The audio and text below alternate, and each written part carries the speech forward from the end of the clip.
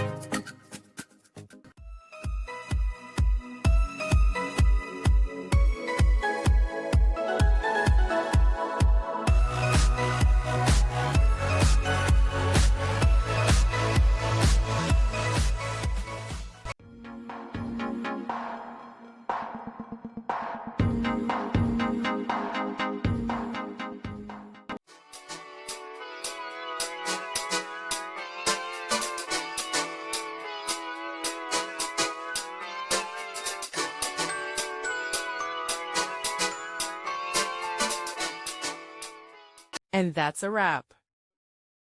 I hope you found the answer you were looking for. If you did, take a second to hit that subscribe button. It really helps out. And let me know in the comments which solution worked best for you. See you next time in the debug zone.